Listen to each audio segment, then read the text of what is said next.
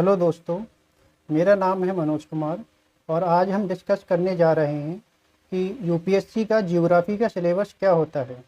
अब सिलेबस जानने से पहले हम ये जान लेते हैं कि ज्योग्राफी जो वर्ड है इसका मीनिंग क्या होता है। अब ज्योग्राफी ज्योग्राफी वर्ड का मतलब होता है geo plus graphy. Geo plus graphy. Geography का मीनिंग होता है अर्थ। जियो मीन्स अर्थ। ग्राफी का मीनिंग होता है टू डिस्क्राइब। सिंपल भाषा में कहें तो हमें अर्थ को डिस्क्राइब करना है इस सब्जेक्ट में।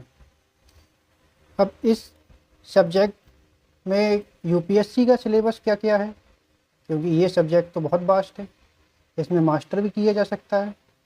तो यूपीएससी ने अपना सिलेबस 3 सेगमेंट में डिवाइड किया है, उसके कुछ टॉपिक सब सेगमेंट के इंक्लूड करके। जैसे हमारा पहला जो सेगमेंट है वो फिजिकल ज्योग्राफी का है। पहला सेगमेंट है हमारा वो फिजिकल ज्योग्राफी है।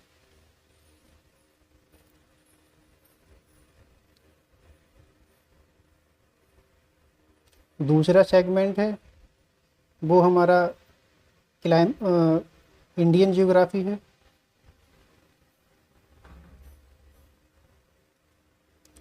तीसरा सेगमेंट है वो ह्यूमन ज्योग्राफी है।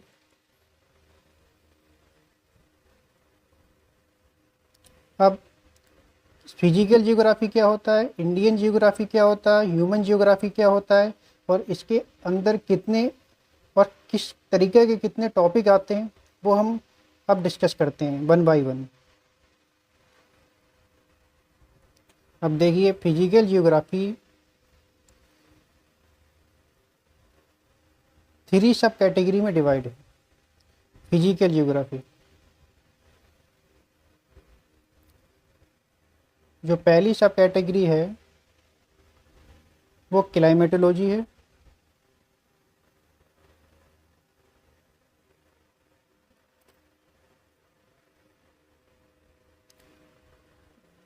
बी दूसरी जो सब कैटेगरी है वो जियोमॉर्फोलॉजी है।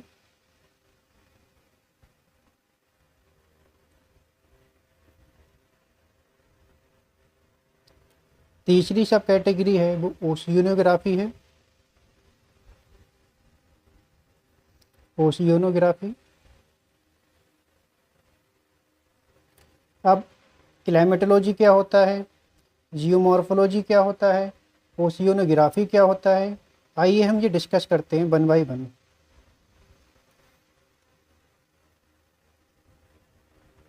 क्लाइमेटोलॉजी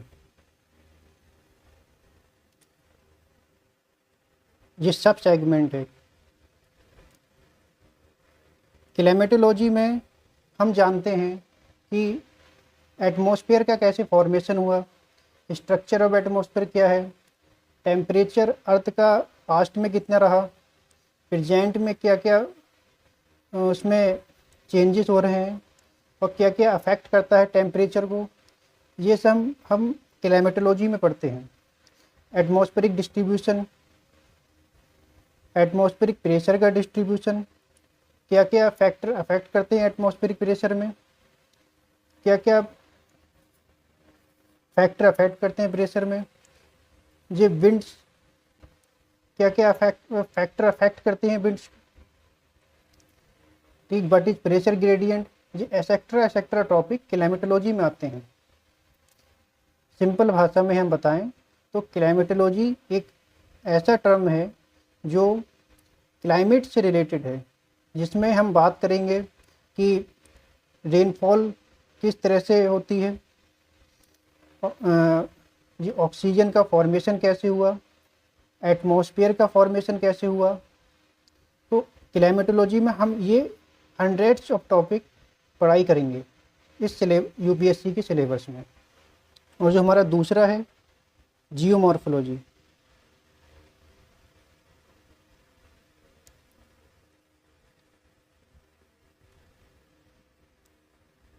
जियोमॉर्फोलॉजी में अब आपको अपने दिमाग में सिर्फ एक ही टर्म रखना है कि हमें सिर्फ अर्थ के बारे में अब टॉपिक इसमें आएंगे पढ़ने के लिए। जैसे माउंटेन, फॉर्मेशन ऑफ माउंटेन कैसे हुआ। अब ये अर्थ, माउंटेन तो अर्थ पे ही रहते हैं, अर्थ पे ही फॉर्मेशन होगा। तो माइंड में इतना रखना है कि जियोमॉर्फोलॉजी में जितने भी टॉपिक आएंगे वो अर्थ से रिलेटेड आएंगे। अब फॉर्मेशन ऑफ माउंटेन कैसे हुआ, फॉर्मेशन ऑफ वॉल्केनोज कैसे होते हैं, इंटीरियर स्ट्रक्चर ऑफ अर्थ का क्या है, crust, lithosphere, asthenosphere, upper mantle, lower mental, core, inner core, outer core, ये सब हम जियोमॉर्फोलॉजी में पढ़ते हैं। अर्थ क्यूब किस तरह से आता है, क्या क्या उसकी वेव होती हैं, वो हम जियोमॉर्फोलॉजी में पढ़ेंगे। जितने भी अर्थ से रिलेटेड टॉपिक हैं वो सब हम जियोमॉर्फोलॉजी में पढ़ेंगे। तीसरा हमारा ओशियनोग्राफी।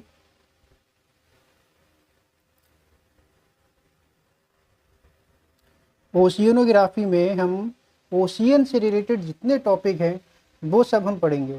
फॉर एग्जांपल, हमारा ओशियन का जो पानी है वो सैलिनिटी होती है उसमें, तो डिस्ट्रीब्यूशन ऑफ सैलिनिटी कैसी है ओशियन में, क्या क्या फैक्टर अफेक्ट करते हैं टेम्परेचर ओशियन के अंदर, कोरल रीफ जो फॉर्मेशन होती है ओशियनोग्राफी में। तो जितने भी टॉपिक हैं ओशियन से रिलेटेड वो सब हम ओशियनोग्राफी में पढ़ेंगे। ये हमने डिस्कस कर लिया फिजिकल जियोग्राफी का जो एक सेगमेंट है जियोग्राफी का, वो हमने इसमें क्या क्या टॉपिक आएंगे वो हम डिस्कस कर लिया, हमने थोड़ा ओवरव्यू ले लिया।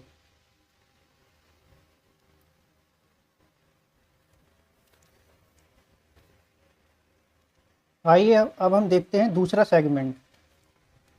दूसरा सेगमेंट है इंडियन जियोग्राफी।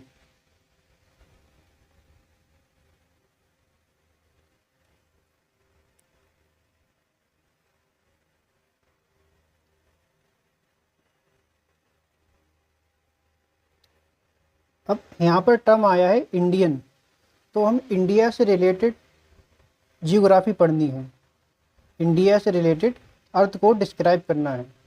जैसे इंडियन कंट्री की क्या फिजियोग्राफी है, फिजियोग्राफी।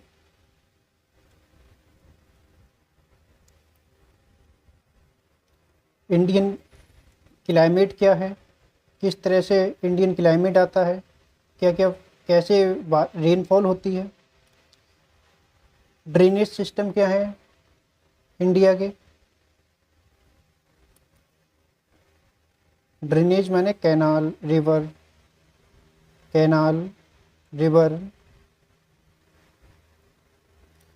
इंडियन सॉइल की क्या क्या फर्टिलिटी है, टाइप्स ऑफ सॉइल,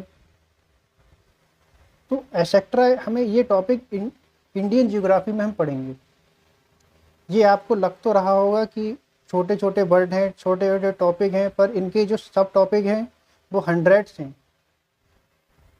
तो इंडियन जियोग्राफी हमने ये डिस्कस किया। थर्ड सेगमेंट है वो हमारा ह्यूमन जियोग्राफी का है।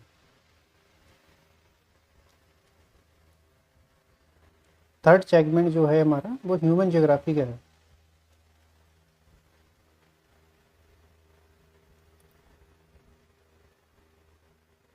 Human geography. अब इसमें ह्यूमन के बारे में अर्थ से रिलेटेड डिस्क्राइब करना है, तो ह्यूमन से रिलेटेड इसमें टॉपिक आएंगे। फॉर एग्जांपल, एग्रीकल्चर ह्यूमन करते हैं तो एग्रीकल्चर टॉपिक आएगा इसमें। इंडस्ट्री ह्यूमन चलाते हैं तो इंडस्ट्रियल टॉपिक आएंगे। रिसोर्सेज का जो वो ह्यूमन ने किया, ह्यूमन ने रिसोर्सेज का डिस्कवर किया तो रिसोर्सेज टॉपिक आएगा। जितने भी टॉपिक ह्यूमन से रिलेटेड है वो सब ह्यूमन जियोग्राफी में आएंगे। डी मिसलेनियस या एक्सेट्रा। तो ये आज हमने ये देखा कि यूपीएससी का जो जियोग्राफी का सिलेबस है वो कितने सेगमेंट में डिवाइड है। 3 सेगमेंट में यूपीएससी का सिलेबस डिवाइड है, फिजिकल जियोग्राफी, इंडियन जियोग्राफी और ह्यूमन जियोग्राफी।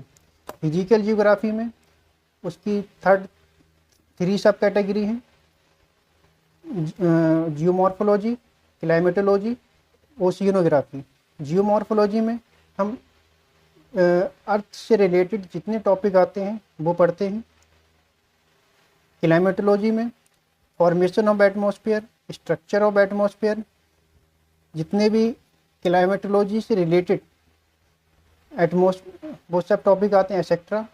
थर्ड हमारा ओशियनोग्राफी, ओशियन से जितने रिलेटेड टॉपिक आते हैं वो ओशियन जियोग्राफी में हम पढ़ते हैं। अब सेकंड सेगमेंट ऑफ जियोग्राफी का है वो इंडियन जियोग्राफी का है।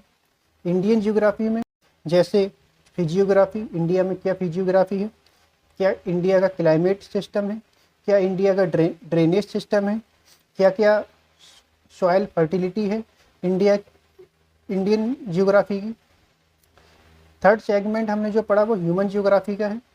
ह्यूमन से रिलेटेड जितने भी जियोग्राफी के टॉपिक हैं वो इस सेगमेंट में आएंगे। फॉर एग्जाम्पल एग्रीकल्चर ह्यूमन करते हैं तो एग्रीकल्चर, इंडस्ट्री ह्यूमन चलाते हैं तो इंडस्ट्री ह्यूमन जियोग्राफी में आएगा topic. Third topic resources human से रिलेटेड है और मिसलेनियस एसेट्रा। तो आज के वीडियो हमने ये डिस्कस किया कि यूपीएससी का जो सिलेबस है जियोग्राफी का वो क्या क्या है, उसका हमने थोड़ा सा ओवरव्यू ऊपर से ले लिया।